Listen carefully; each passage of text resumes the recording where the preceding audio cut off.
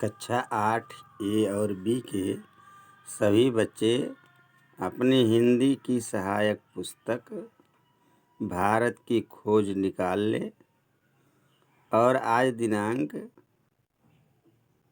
12/10/2020 को पढ़ाया जाएगा यूनिट 3 सिंध घाटी सभ्यता का भाग 8-9। आप ध्यान से देखें। महाकाव्य के रूप में रामायण एक महान रचना है और लोग उसे बहुत प्रेम करते हैं, परंतु महाभारत का दर्जा विश्व की श्रेष्ठतम रचनाओं में है। यह कृति परंपरा और दंत कथाओं का तथा प्राचीन भारत की राजनीतिक और सामाजिक संस्थाओं का विश्वकोश है।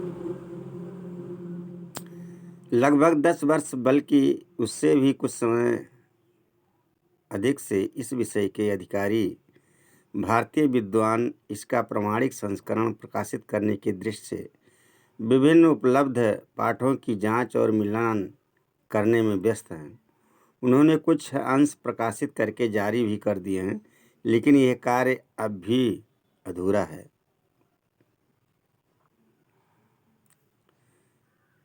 शायद यही समय था जब भारत में विदेशी लोग आ रहे थे और वह अपने रीति रिवाज अपने साथ ला रहे थे।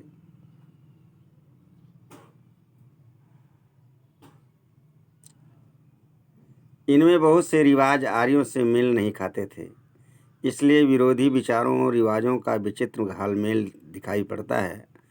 आर्यों में स्त्रियों के अनेक विवाह का चलन नहीं था, किंतु महाभारत की कथा की एक विशेष नायिका एक साथ 5 भाइयों की पत्नी है। धीरे धीरे यहाँ पहले से मौजूद आदिवासियों के साथ नए आने वाले लोग भी आर्यों के साथ घुल मिलकर एक हो रहे थे और इस नई स्थिति के अनुरूप वैदिक धर्म में संशोधन किया जा रहा था।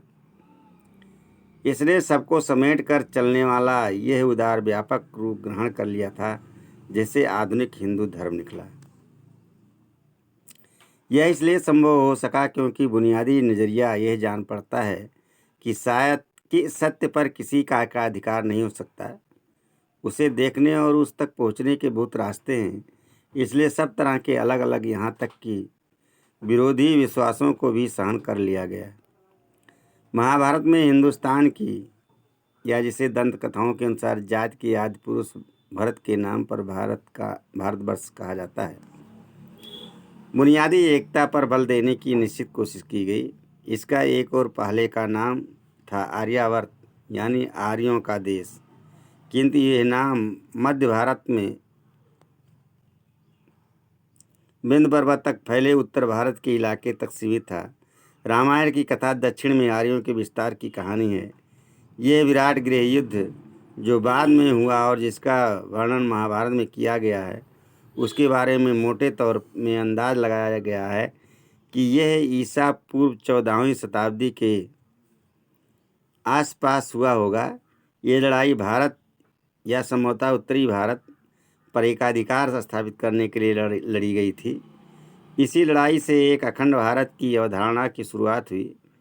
इस अवधारणा के अनुसार आधुनिक अफगानिस्तान का बहुत बड़ा हिस्सा भारत में शामिल था। इस हिस्से को उस समय गांधार, जिसे वर्तमान कंदहार शहर का नाम पड़ा है, कहा जाता था और उसे भारत का अभिन्न हिस्सा समझा जाता था। वास्तव में इसी कारण मुख्य शासक की पत्नी का नाम गांधारी या गांधार की कन्या पड़ा था। दिल्ली नाम का आधुनिक शहर नहीं, बल्कि इस इलाके के निकट बसे हुए हस्तिनापुर और इंद्रप्रस्थ नाम के पुराने शहर इसी समय भारत की राजधानी बने थे। प्यारे बच्चों, महाभारत के रूप में हम रामायण और महाभारत की रचना भी इसी समय मानते हैं और उससे हम बहुत बड़ा प्रेम करते हैं। सारे विश्व में महाभारत जैसी श्रेष्ठतम रचनाओं की रचना आसान नहीं दिखाई पड़ती। यह कृत परंपरा और दंत कथाओं का प्राचीन भारत की राजनीतिक और सामाजिक संस्थाओं का विश्वकोश है। लगभग 10,000 लगभग 10 वर्ष बल्कि उससे भी कुछ अधिक समय से इस विषय में बहुत सारे विद्वान लगे हुए हैं और इसको प्रमाणिक संस्करण प्रकाशित करने के दृष्टि से, लेकिन उपलब्ध पाठों को जांच पड़ताल करके और कुछ अंश प्रकाशित करके जारी भी कर दिए हैं, लेकिन यह कार्य अभी अधूरा है। शायद यही समय था जब भारत में विदेशी लोग आ रहे थे और वह अपने रीति रिवाज अपने साथ लेकर आ रहे थे। इनमें बहुत से रीति रिवाज आर्यों से मेल नहीं खाते थे, इसलिए विरोधी विचारों और रीति रिवाजों को विचित्र घालमेल दिखाई पड़ता है। आर्यों में स्त्रियों के अनेक विवाह करने का प्रचलन नहीं था, परंतु महाभारत की कथा की एक विशेष नायिका का विवाह 5 भाइयों के साथ हो जाता है। धीरे धीरे पहले से मौजूद आदिवासियों के साथ नए आने वाले लोग यहाँ आर्यों से घुल मिल करके एक हो रहे थे और इस स्थिति के अनुसार वैदिक धर्म में संशोधन किया जा रहा था। इसने सबको समेट कर चलने वाला एक उदार व्यापक रूप ग्रहण कर लिया, जिसे आधुनिक हिंदू धर्म निकला। यह इसलिए संभव हो सका क्योंकि बुनियादी नज़रिया यह जान पड़ती है कि सत्य पर किसी का एकाधिकार नहीं हो सकता था। उसे देखने और उससे तक पहुंचने के लिए तमाम रास्ते अपनाए गए और हर रास्ते अलग अलग तरह थे, इसलिए विरोधी विश्वासों को भी लोगों को मानना पड़ा। महाभारत में हिंदुस्तान, या जिसे दंश कथाओं के अनुसार जात के आज पुरुष भरत के नाम पर भारतवर्ष कहा जाता है, बुनियादी एकता पर बल देने के लिए निश्चित कोशिश की गई है।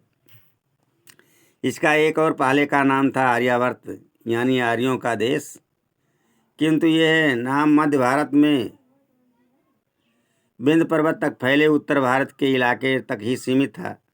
रामायण की कथा दक्षिण में आर्यों का विस्तार की कहानी है। ये विराट गृह युद्ध जो बाद में हुआ और जिसका वर्णन महाभारत में किया गया है, ये मोटे तौर पर यह अंदाज़ा लगाया जा सकता है कि ईसा पूर्व 14वीं शताब्दी के आसपास हुआ होगा। ये लड़ाई भारत संभवतः उत्तरी भारत पर एकाधिकार करने के लिए लड़ी गई थी। इस लड़ाई में से एक अखंड भारत की अवधारणा की शुरुआत हुई। इस अवधारणा के अनुसार आधुनिक अफगानिस्तान का बहुत बड़ा हिस्सा भारत में शामिल था। इस हिस्से का उस समय नाम गांधार था और उस समय की महारानी का नाम गांधारी था। ऐसे में यह लगता है कि जो आज कांधार के नाम से मशहूर है, वही पहले गांधार के नाम से मशहूर था और वहाँ की जो हमारी शासिका गांधारी थी, गांधार देश की ही थी। जैसे दिल्ली का आधुनिक नाम पड़ा है और इसके निकट के इलाके में हस्तिनापुर था और इंद्रप्रस्थ, जो पुराने शहर इसी समय भारत की राजधानी बने थे। महाभारत में कृष्ण से संबद्ध आख्यान भी है और प्रसिद्ध काव्य भगवद गीता भी।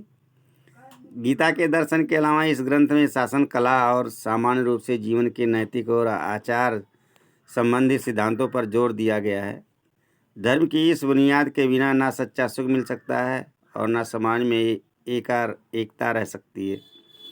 इसका लक्ष्य है लोक मंगल, किसी विशेष वर्ग का नहीं बल्कि पूरे विश्व का। लेकिन धर्म स्वयं सापेक्ष है और सत्यनिष्ठा, अहिंसा आदि जैसे कुछ बुनियादी सिद्धांतों को छोड़कर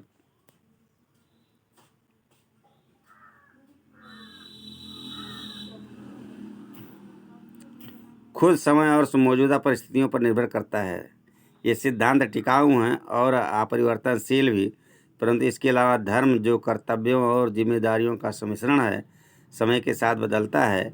अहिंसा पर यहाँ और दूसरी जगहों पर भी जो बल दिया गया है वो दिलचस्प है, क्योंकि अहिंसा और किसी अच्छे मकसद के लिए संघर्ष करने में प्रत्यक्ष रूप से कोई विरोध नहीं दिखाई पड़ता।